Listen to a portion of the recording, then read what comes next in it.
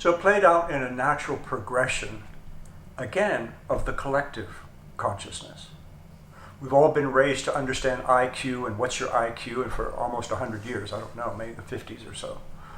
And so, okay, he's smart, she's smart, but he's not, whatever. Then, 40, 50 years ago, oh, IQ isn't enough. EQ determines leadership quality. What is your capacity for compassion? What is your emotional intelligence? And we've been navigating and cultivating that. And what showed up next in the natural progression is SQ, spiritual intelligence. And that's also a recent phenomenon. And many people still don't know about it. However, we've had pioneers over the last 15, 20 years who are now quantifying it and doing all the psychoanalytical tools, like we had the Myers-Briggs and all these other things for measuring your spiritual quotient. And so for me, it changed everything. Again, I started in my 40s, so a little older, you start to move into wisdom. You're going to, start to wise up. Ken Wilber, Jude Curvin, show up, grow up, clean up, then link up and lift up. And you start to understand and leave the journey of isolation, of separation, to start to walk and collaborate and co-create and see the world as one story and what's your place in it. Here's what's coming up next on the Holo Movement Purpose Lab. Hi, my name is Senka Caro. I'm founder of LightNet, and my passion and purpose is to make the impossible possible.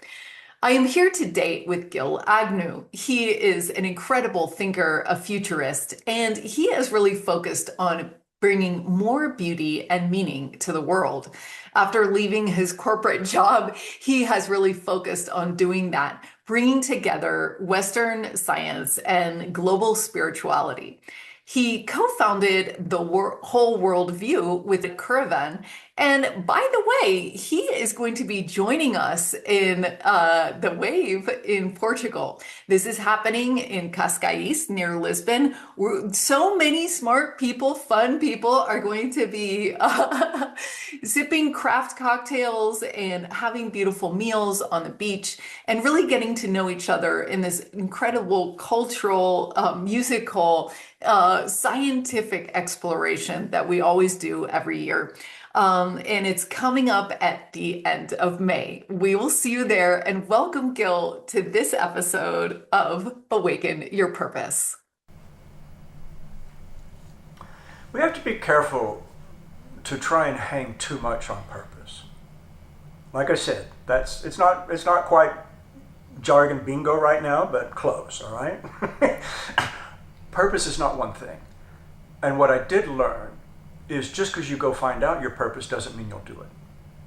And with the True Purpose Institute, they found that. A lot of us who had gone through their purpose program, and then they checked in a couple of years later, are you living your purpose? And 95% weren't. So, as the Spanish say, ojo, ojo. Purpose isn't enough. And knowing it isn't enough. And it's not one thing, one moment, one word, or one action. It's not. It is, and again, I was gifted to have found people to present purpose to me as the key to my own divinity.